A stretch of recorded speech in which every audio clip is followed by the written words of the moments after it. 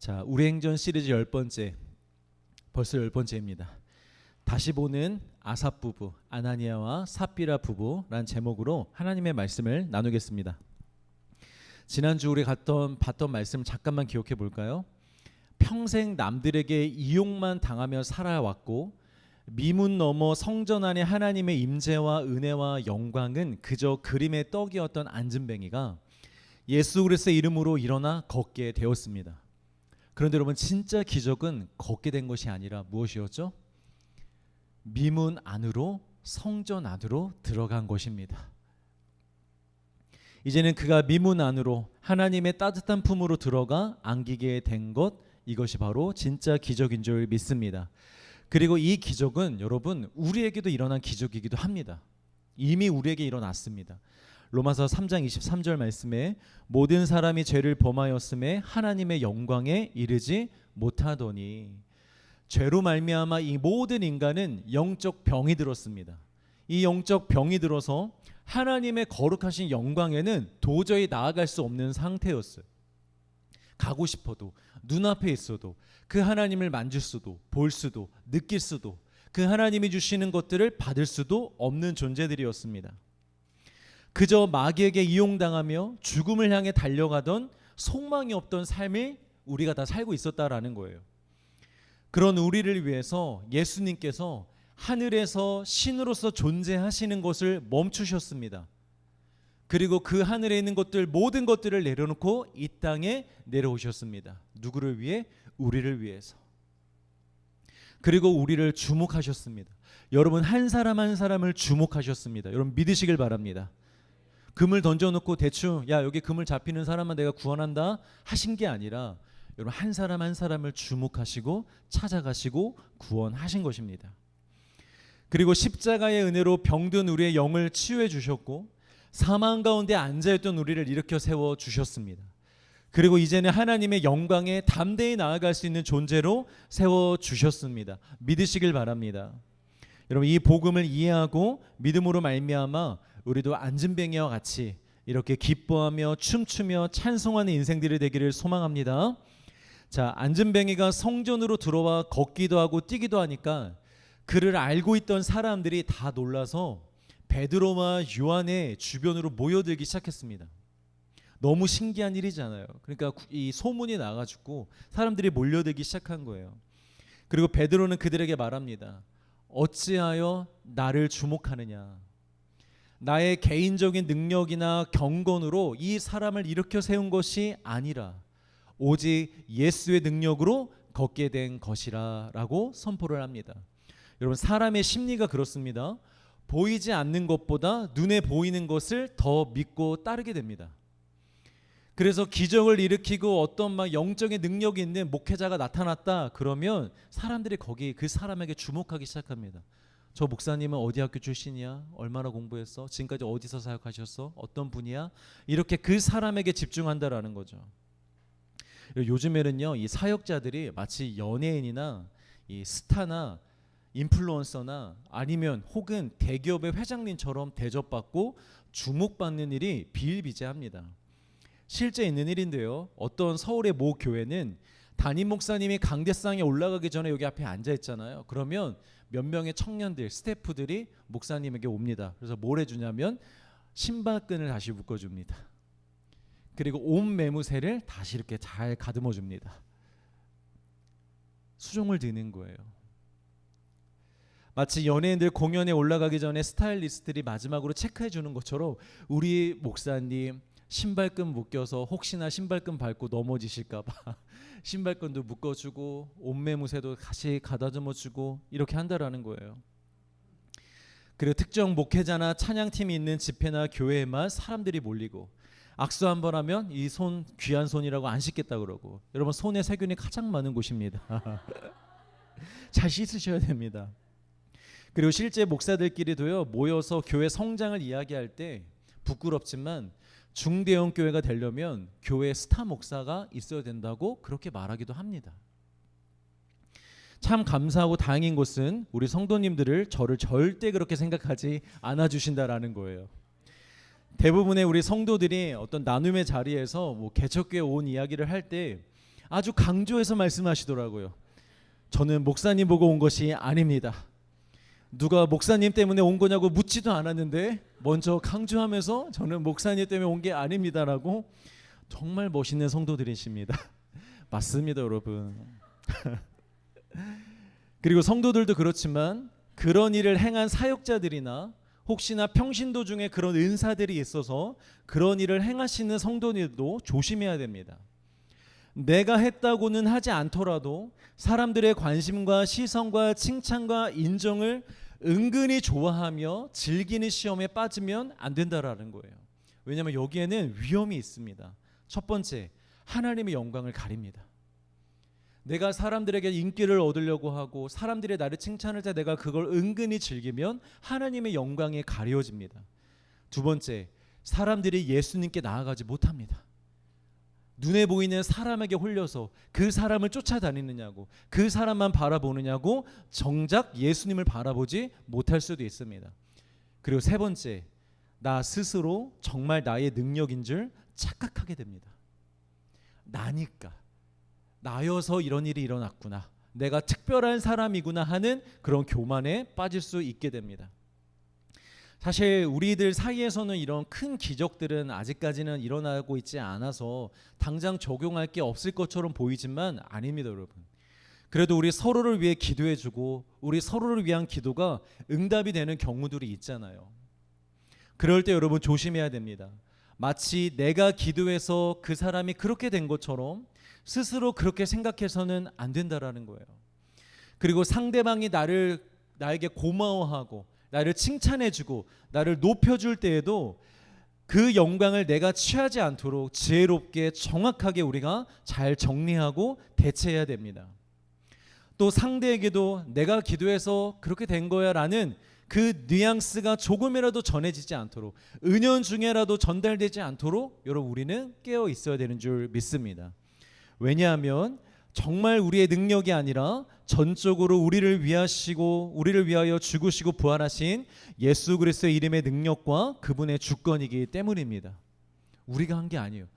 우리의 기도를 통해서 예수님이 하신 것이지 내가 한 게 아니라는 것입니다.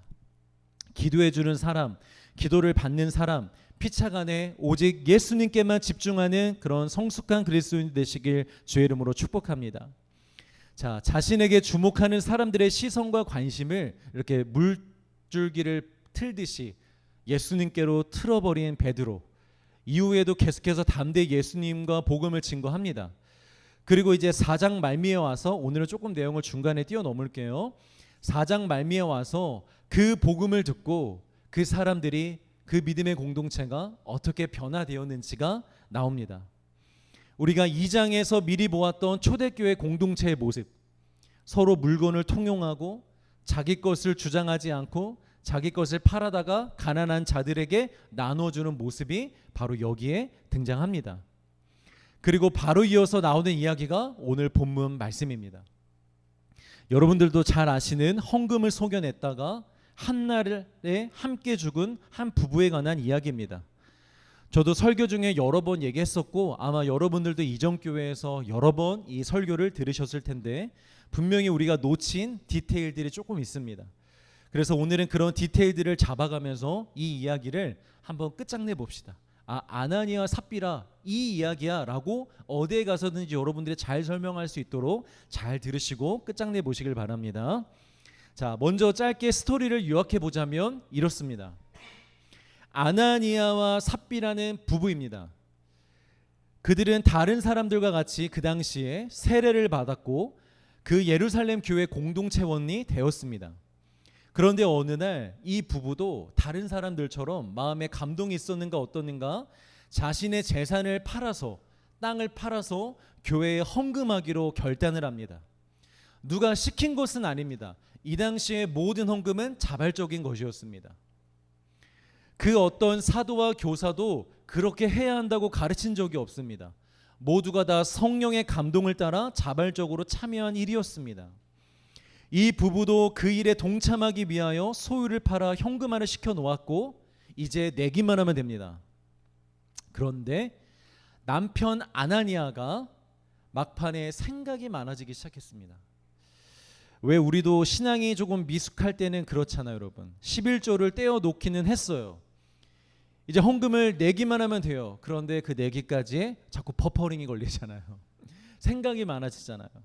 아, 이번 달 월세가 좀 부족한데, 생활비가 좀 부족한데, 아, 이번 달에 결혼식이 이렇게 많아? 또 이번 달에 또 여행도 가야 되는데, 그러다가 에잇 그래도 내야지 하고 내는 사람도 있고, 에잇 안 되겠다 하고 그냥 또 안 내는 사람, 안 되는 경우도 있고. 아나니아가 그랬던 거예요. 내기 직전에 생각이 많아졌고, 그래서 얼마를 감추기로 결정을 합니다.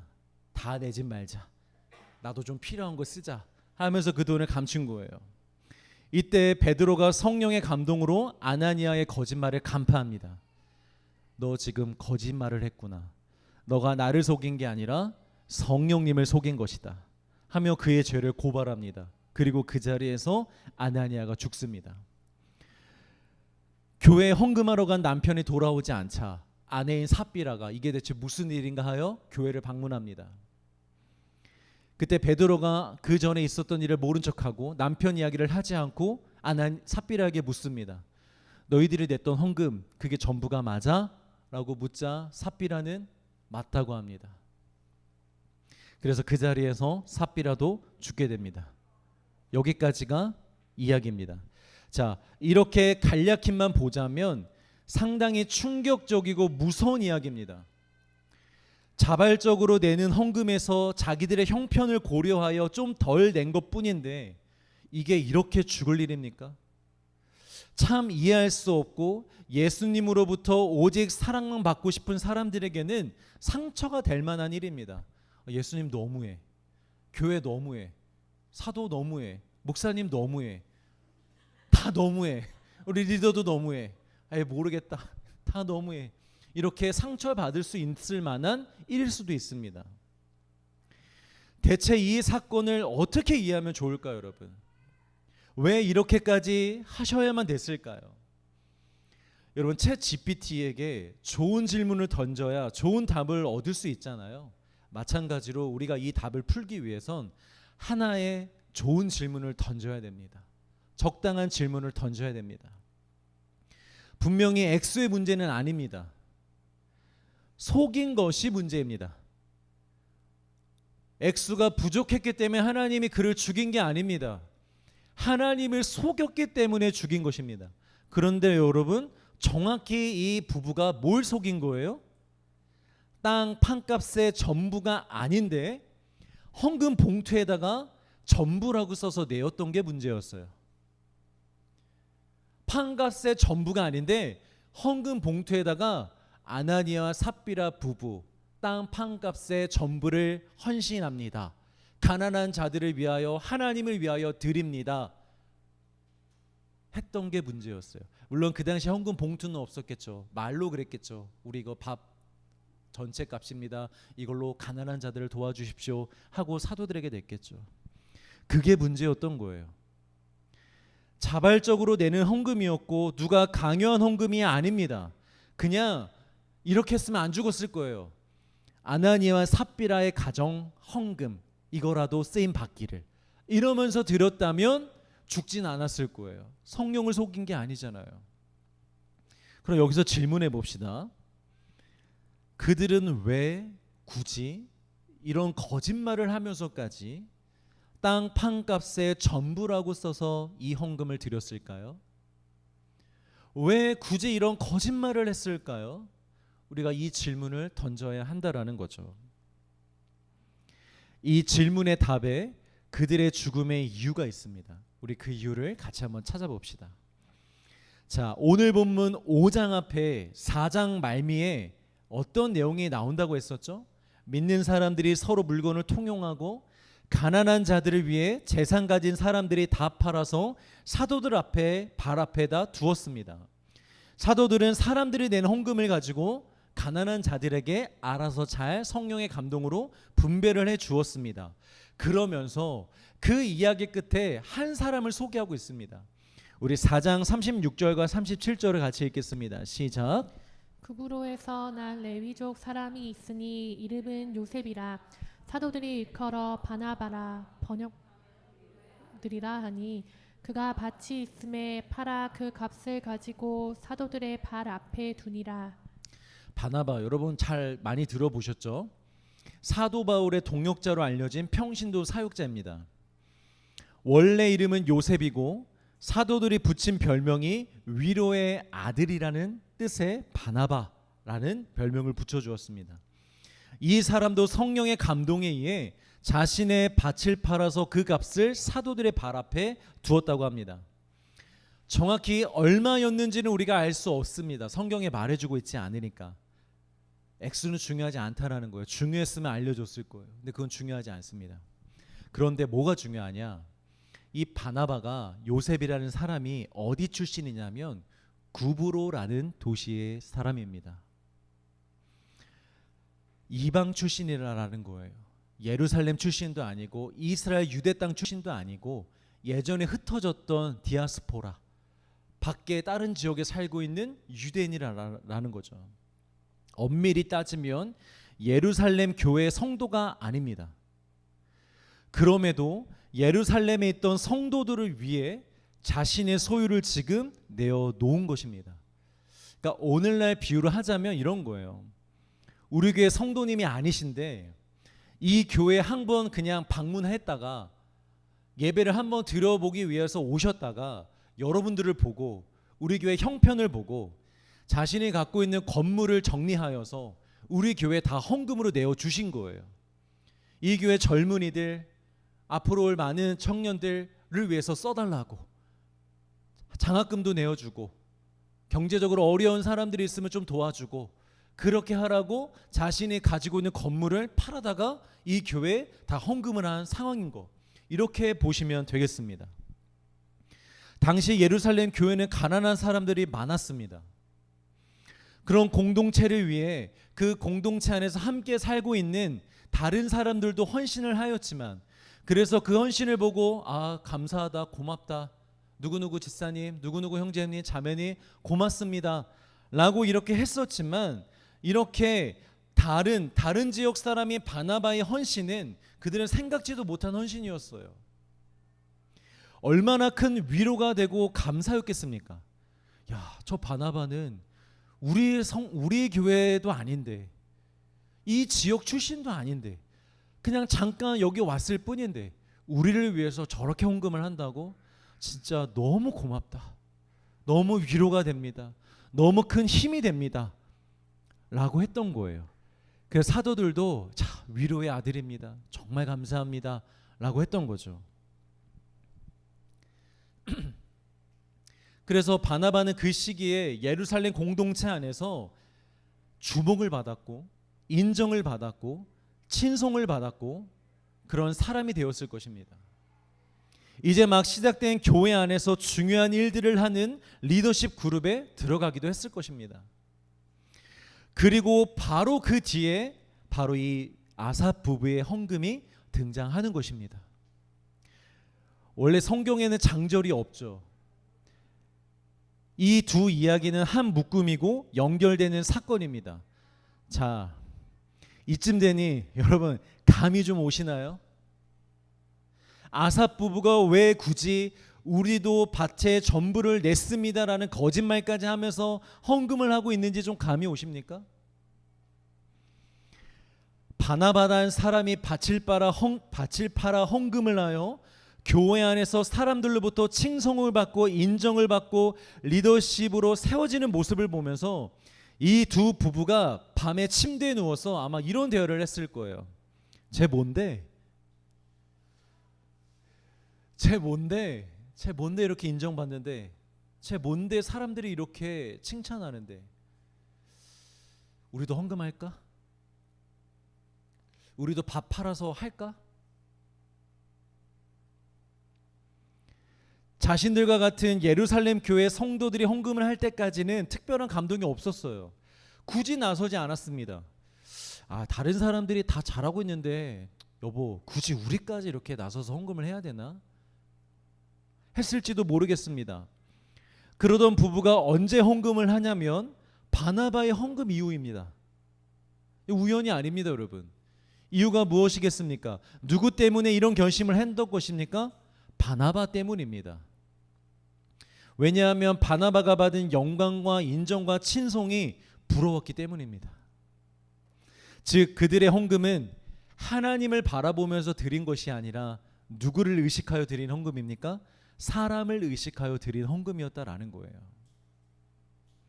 그런데 막상 밭을 팔고 바치려고 하다 보니 다 바치기에는 너무나 아까운 거죠. 영광과 인정과 칭송은 받고 싶지만 도저히 다 드릴 수가 없는 거예요. 그러면 일부만 드리면 되잖아요.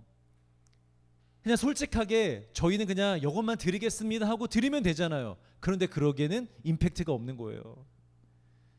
일부만 드리면 사람들이 그러면 좋아하지 않을 텐데, 감동받지 않을 텐데, 임팩트가 좀 없다.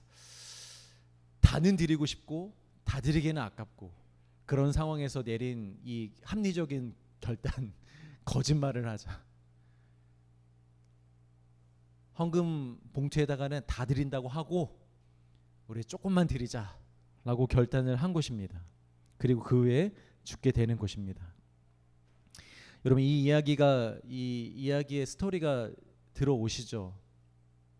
자, 이 이야기를 통해 참 많은 교훈을 나눌 수 있는데요. 먼저 이들이 이렇게 죽어야만 했던 결정적인 이유에 대해서 먼저 살펴보겠습니다. 여러분, 가끔 성도들이 헌금을 하면서 이런 생각을 합니다. 이 교회는 사람도 많아서 헌금도 많이 모일 테니 굳이 나까지 이렇게 많이 할 필요는 없겠지?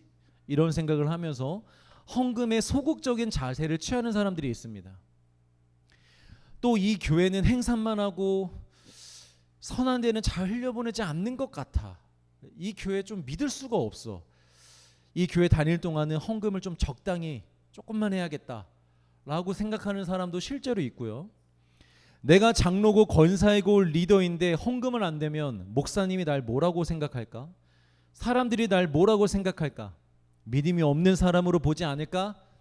해야겠지 하면서 헌금을 내는 경우도 있고요. 그래도 내가 목사인데, 내가 리더인데 체면이 있지, 헌금을 해야지 하면서 헌금을 하는 경우도 있다라는 것입니다. 이런 것들이 여러분 다 누구를 의식하고 하는 것입니까? 사람을 의식하고 내는 것입니다. 성경에서는 이렇게 사람을 의식하여 하는 신앙생활을 뭐라고 부르죠? 외식하는 신앙이라고 하죠. 그리고 예수님은 이런 외식하는 신앙에 대해서 매우 강력하게 말씀하십니다. 마태복음 23장 27절 같이 있습니다. 시작. 화 있을 진저 외식하는 서기관들과 바리새인들이여, 회칠한 무덤 같으니 겉으로는 아름답게 보이나 그 안에는 죽은 사람의 뼈와 모든 더러운 것이 가득하도다. 여러분, 예수님이 사랑으로 모든 백성들의 연약함을 품으셨지만 유독히 품어주지 않는 연약함이 있었어요. 않는 존재들이 있었어요. 누구였죠? 종교 지도자들이었어요. 이유는 명확합니다. 그들이 외식하는 신앙을 가지고 있었기 때문입니다. 여러분, 잘 기억하십시오. 한없이 연약하고 부족해도 예수님만 바라보고 신앙생활을 하면 그 사람은 삽니다. 살 수 있습니다. 어떤 연약함을 가졌다 할지라도, 얼마나 부족하다 할지라도 예수님만 바라보고 신앙생활을 한다면 그 사람은 살 수 있습니다. 그런데 아무리 강하고 가진 것이 많고 유능하고 믿음이 좋은 것처럼 보여도, 사람들이 인정하다 할지라도 사람을 의식하면서 신앙생활하는 사람은 결코 살 수 없습니다. 그 자체가 죽은 것입니다. 예수님이 지금 그 얘기를 하고 싶은 거예요. 사람을 의식하며 신앙생활하는 그 모든 사람들은 그 안에 이미 죽은 사람의 뼈와 모든 것이 더러운 것으로 가득한 상태이다. 죽은 상태이다 라고 말씀하고 있습니다. 이 부부가 사람을 의식했기 때문에 그 순간 더러워진 것이 아니라 그들은 아직 성령을 받지 못한 자들입니다. 거듭나지 못하였고 그 마음이 더러움에서 깨끗해지지 않았는데도 불구하고, 거룩해지지 않았음에도 불구하고 거룩한 척, 믿음에 있는 척을 하려고 한 것이 문제입니다. 여러분, 외식이 뭐냐면 거룩하지 않은 것이 거룩한 척을 하는 게 외식입니다. 여러분, 잘 기억하십시오. 거룩하지 않은 것이 거룩한 척을 하려고 하는 것, 그것이 외식입니다.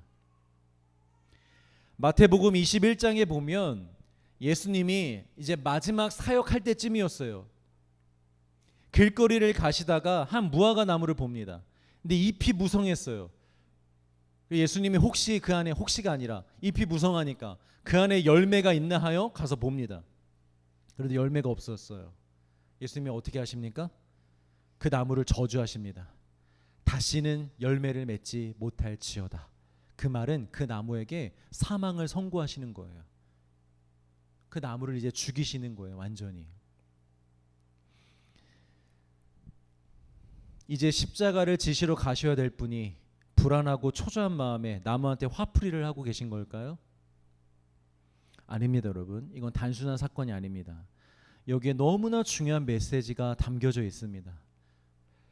겉모습은 화려하고 모양은 갇혀있지만 다른 사람이 볼 때 믿음이 있구나, 믿음이 좋구나, 너 예수님 사랑하는구나 라고 할 수 있을 만큼의 모양은 갇혀있지만 그 안에 열매가 없는, 그 안에 성령이 없는, 믿음이 아닌데 믿음인 척하고, 성령이 아닌데 성령님의 역사인 척하고, 신앙이 아닌데 신앙인인 척하는 그런 외식하는 신앙은 이미 죽은 것이며 결국 죽게 된다라는 것을 예수님이 이렇게 보여주고 있는 것입니다.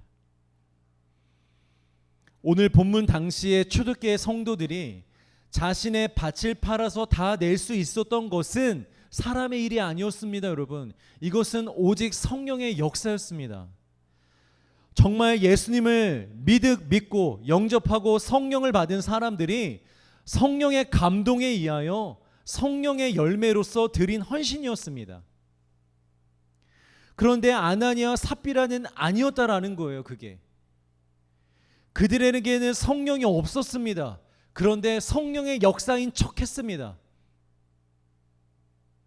성령의 사람들이 그렇게 헌금 내는 모습을 따라했잖아요.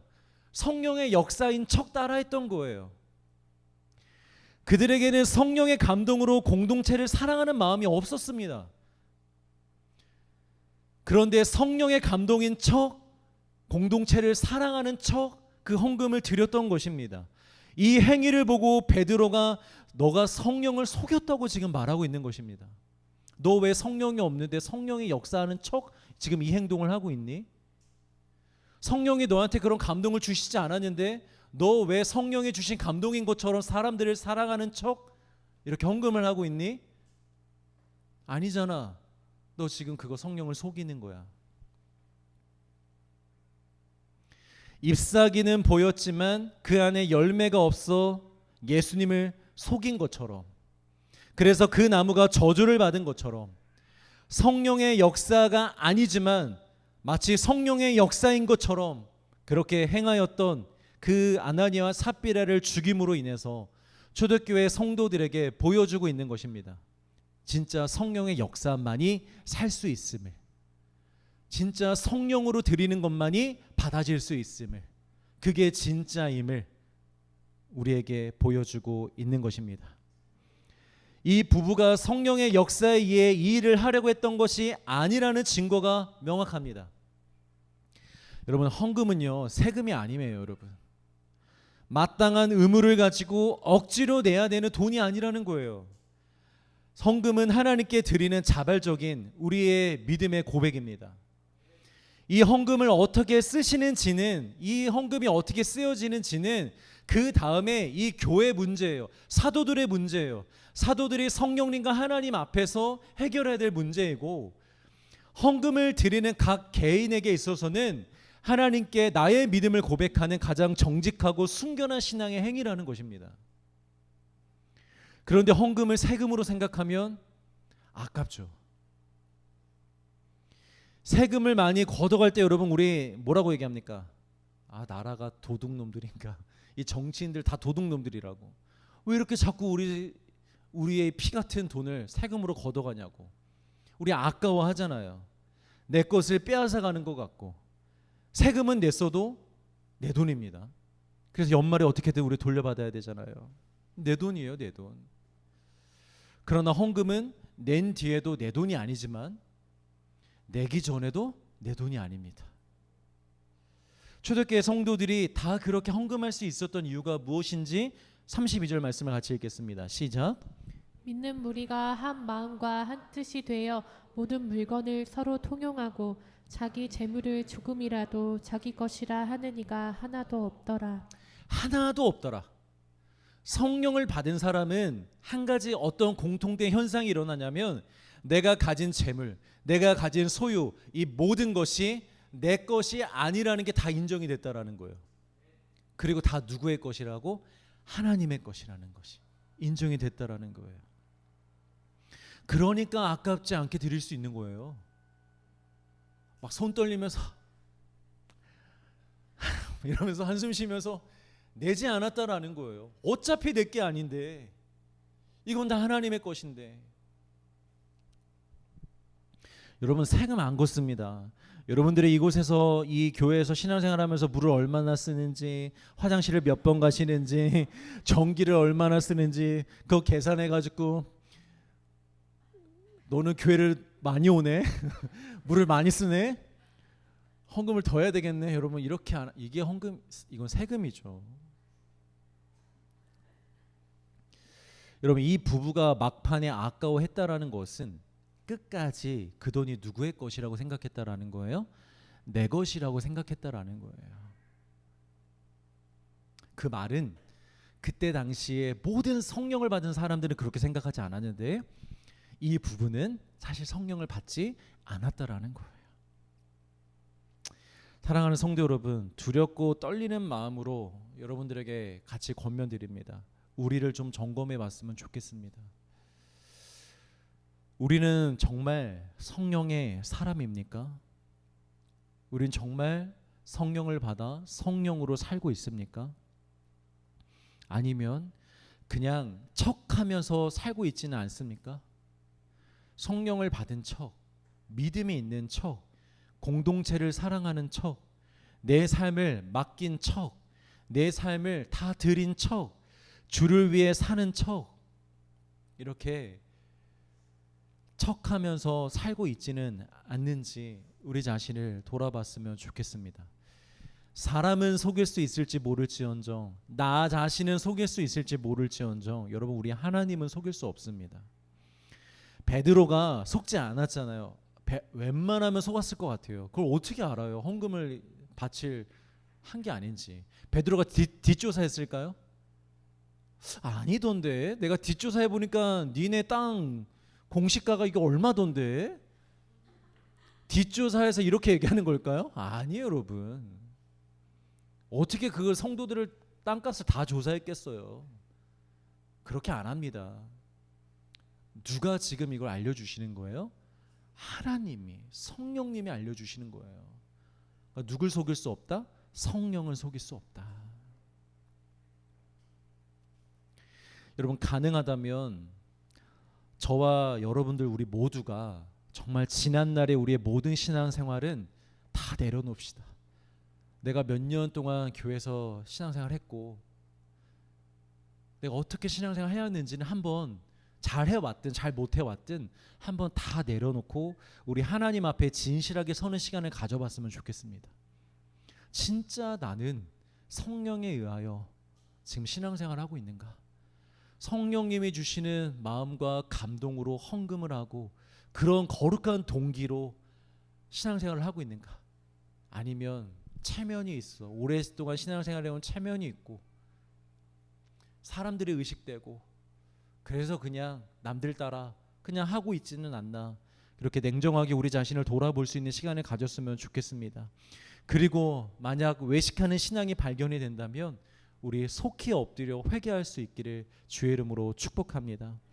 자, 그리고 이 사건을 통해 얻을 수 있는 몇 가지 교훈을 두 가지만 살펴보고 마칠게요. 첫 번째, 여러분, 욕심은 반드시 버려야 됩니다. 욕심은 버리는 게 상책입니다. 아나니아와 삽비라에게 어떤 욕심이 있었습니까? 인정 욕구가 있었어요. 야, 우리도 바나바와 같이 좀 인정받고 싶다. 우리도 팔까? 그런 인정 욕구가 있었어요. 높아지려는 욕심이 있었죠. 지금까지 아무런 움직임도 없다가 바나바라는 요셉이 헌금을 하여 사람들이 갑자기 그 사람을 높여주기 시작하자 이 욕심이 자극이 된 거예요. 우리도 한번 그 인정을 받아보자 했던 거죠. 그런데 여러분, 욕심이 왜 무서운지 아십니까? 마귀가요 가장 좋아하는 냄새여서 그래요. 욕심이. 여러분, 음식 쓰레기에는 반드시 뭐가 꼬여요? 파리가 꼬입니다. 여름에 불빛에 반드시 뭐가 꼬여요? 벌레가 꼬입니다. 인간의 욕심에 반드시 누가 찾아오냐면 마귀가 찾아옵니다. 오늘 본문 5장 3절 말씀을 같이 읽겠습니다. 시작. 베드로가 이르되 아나니아야 어찌하여 사탄이 내 마음에 가득하여 내가 성령을 속이고 땅값 얼마를 감추었느냐. 지금 이 두 부부의 마음에 무엇이 가득하다고 합니까? 사탄이 가득하다고 합니다. 여러분, 인정 욕구 없는 사람이 어디 있어요? 다 있어요. 인정받고 싶고 칭찬받고 싶은 마음 다 있어요. 근데 이거를 버리지 않으면, 해결하지 않으면 사탄이 그 마음에 가득 차게 됩니다. 들어오게 됩니다. 인정 욕구에 우리도 하자라고 할 수는 있어요. 그러나 거기에서 성령을 속이고 얼마를 감추려고 한 것은 분명 사탄의 역사라는 것입니다. 여러분, 창세기에 에덴 동산에 뱀이 하와를 찾아가잖아요. 왜 하와를 먼저 찾아갔을까요? 아담이 아니라? 생각해 보신 적 있으세요? 왜 하와를 더 먼저 찾아갔을까요? 하와가 늘 선악과 주변을 맴돌고 있어서 그래요. 그러면 하와는 왜 늘 선악과 주변을 맴돌고 있었을까요? 이 안에 욕심이 있었어요. 저 열매를 보면 볼수록 너무 예쁜 열매야. 너무 먹고 싶어. 저거 먹으면 내 피부가 막 좋아질 것 같아. 석류, 피부 좋아지는 그런 막 욕심이 들어간 거예요. 저 열매를 먹으면 내가 지혜롭게 될 것 같고 더 아름다워질 것 같고 더 이뻐질 것 같은데 정말 먹으면 안 되나? 정말 먹으면 안 되나? 하면서 늘 그 선악과 주변을 떠나지를 않고 맴돌고 있었던 거예요. 그러니까 그걸 사탄이 이제 정확히 캐치해낸 거죠. 야, 쟤 저거 먹고 싶은가 본데? 저거 욕심 나나 본데? 딱 걸렸다. 오케이, 한번 그 빈틈을 비집고 들어가 보자 하고 찾아온 것입니다. 죄가 어떻게 형성이 되냐면 인간의 욕심과 사탄의 속임수가 만났을 때 죄를 짓게 되는 것입니다. 그래서 성경에서 죄의 근본을 말할 때 사탄의 잘못이라고 얘기하지 않습니다. 그 근원은 누구에게 있다? 인간의 욕심에게 있다. 그 인간의 욕심이 사탄을 만났을 때 그런 역사가 일어나는 것입니다. 여러분, 예수님을 배신한 유다, 그가 예수님을 배신할 때에도 사탄이 그의 안에 들어가 한순간에 그가 갑자기 예수님을 팔 생각을 했다 그래요. 사탄이 그런 생각을 심어줬다 그래요. 근데 왜 사탄이 다른 제자들 냅두고 유다에게 들어갔을까요? 유다는 저주받은 사람이어서? 태생부터 악한 사람이어서? 아니에요, 여러분. 유다에게는 평소 늘 욕심이 있어서 그래요. 이 유다가 12 제자들 중에서 이 사역팀 가운데 맡은 역할이 뭐였냐면 회계 담당이었습니다. 늘 헌금을 계수하고 재정을 담당하여서 그걸 보고하고 그 돈을 쓰게 하는 그 역할을 감당했던 거예요. 그런데 이 유다가 이 돈을 자꾸 만지다 보니까 이 마음에 욕심이 생기기 시작했어요. 야, 이거 얼마를 좀 내가 이렇게 삥땅해도 아무도 모르겠는데? 누가 알 거야? 동전을 좀 가져가면, 현금을 가져가면 이건 진짜 아무도 모르겠다. 그 당시에 무슨 시스템에 갖춰져 있겠어요? 그러니까 이 돈을 만지다 보니까 욕심이 들기 시작했고 그 욕심을 해결하지 않았어요. 그래서 실제로 그 헌금들을 자꾸 삥땅을 했어요. 그래서 중간에 한 여인이 값비싼 향유를 예수님의 발에 붓자 한 제자가 나서서 이게 무슨 짓이냐, 그거면 갖다가 팔아다가 가난한 사람 헌금했으면 가난한 사람들 더 많이 도와줄 수 있는데 그걸 왜 발에다 붓냐라고 화냈던 제자였죠. 그게 바로 유다였어요. 왜냐? 다른 속내가 있었기 때문이에요. 속마음은 뭐예요? 야, 그거 갖다 팔아다가 헌금했으면 내가 더 삥땅 칠 수 있었는데, 내가 더 챙길 수 있는데 너 지금 뭐 하는 거야? 정신 안 차려? 이렇게 얘기했던 거예요. 그 욕심을 가지고 있었기 때문에 사탄이 유다에게 들어간 거예요. 욕심과 사탄이 만나 예수님을 파는 죄를 범하게 된 것이죠. 사랑하는 성도 여러분, 여러분들 안에 어떤 욕심이든 버리시길 주의 이름으로 축복합니다. 성령과 예수님을 향한 거룩한 사모함 말고는 이 세상에 뭘 또 더 가지려고, 더 얻으려고, 허락되지 않은 것을 얻으려고, 좀 더 쌓으려고, 좀 더 편해지려고, 좀 더 잘 되려고 하는 모든 욕심들 좀 다 버리시길 바랍니다. 그 욕심에 사탄이 꼬이는 거예요. 여러분들을 자꾸 시험에 들게 하는 거예요. 죄를 짓게 하는 거예요. 그래, 너 지금 이거부터 챙겨. 너 조금만 더 하면 너 돈 벌 수 있어. 조금만 더 하면 너 높아질 수 있어. 조금만 더 하면 너 뭐가 되겠다. 지금 예배 안 드려도 돼. 그냥 주일 예배만 드려. 적당히 하자. 거기에 넘어가 예수님을 다 떠나버리는 거예요. 마음이. 욕심 버리시길 축복합니다. 자, 마지막 두 번째, 부부가 하나가 되어 행복할 수도 있지만 여러분, 부부가 하나가 되어 망할 수도 있습니다.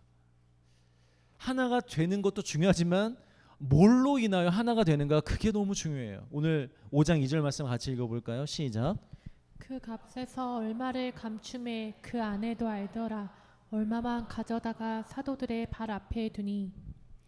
남편 아나니아가 막판에 얼마를 감추고 속이고자 했을 때 아내가 몰랐던 것이 아니에요. 알고 있었어요. 암묵적으로 동의했죠. 남편이 숨기는 거 보고 못 본 척. 그래, 여보 잘했어. 그렇게 해야지. 역시 우리 남편 똑똑해. 지혜로워. 암묵적으로 동의하고 거기에 동조했던 것입니다. 여러분, 결혼하면 왜 살 빼기가 어려운 줄 아세요? 한 사람이 누가 야식을 먹자 하면 한 사람이 여보 우리 이러지 맙시다 하고 말려줘야 되는데 그럴까? 늘 동조해주기 때문에 살을 뺄 수가 없어요. 여러분, 한 사람이 잘못된 길을 가면 다른 한 명이라도 정신 차려야죠.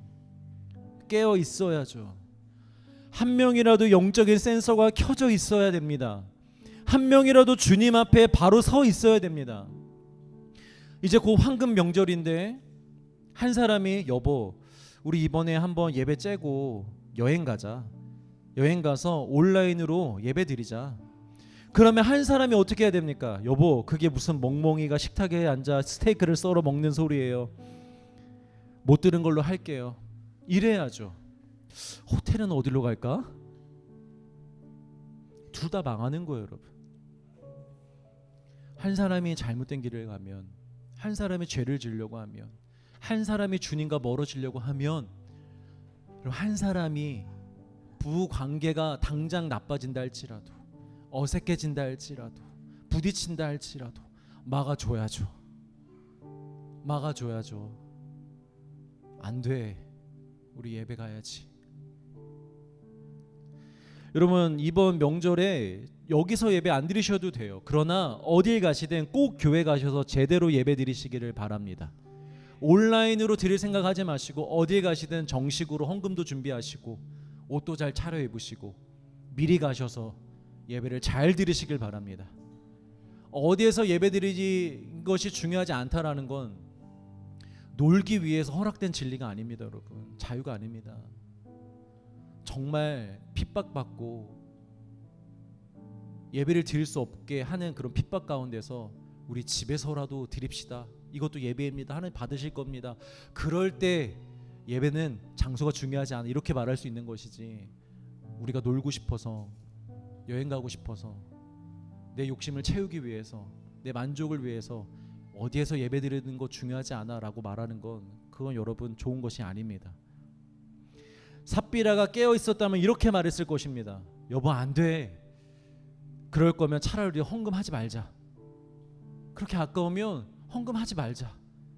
아니면 드릴 거면 우리 정말 기쁜 마음으로 다 드리자.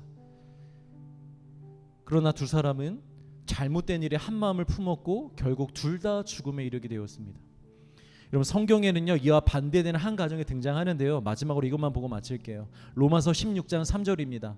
같이 읽습니다. 시작. 너희는 그리스도 예수 안에서 나의 동역자들인 브리스가와 아굴라에게 문안하라. 그들은 내 목숨을 위하여 자기들의 목까지도 내놓았나니 나뿐 아니라 이방인의 모든 교회도 그들에게 감사하느니라.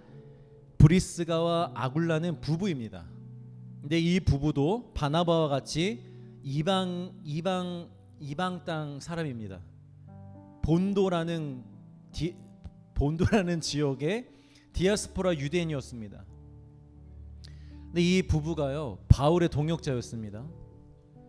평신도였지만 예수와 복음을 위하여 그리고 바울을 위하여 자신들의 목숨을 다 내놓고 동역하는 일에 한 마음을 품었습니다.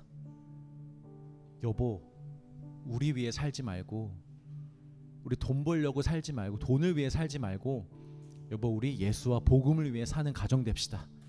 우리가 사도는 아니지만, 우리가 교회 지도자는 아니지만, 우리 평신도지만, 여보, 우리 그렇게 예수와 복음을 위하여 또 그 일을 위하여 열심히 헌신하는 사도 바울을 열심히 도와주면서 우리 이 땅에서 그렇게 살다가 주님 만납시다 하면서 거기 한 마음이 되었던 거예요. 우리 교회 모든 부부가 이런 부부가 되기를 주의 이름으로 축복합니다. 악한 일에, 예수님으로부터 멀어지는 일에 하나가 되어 한 마음이 되어 살아가는 부부가 아니라 선한 일에, 주를 위한 일에, 복음을 위한 일에 하나가 되기를 간절히 소망합니다.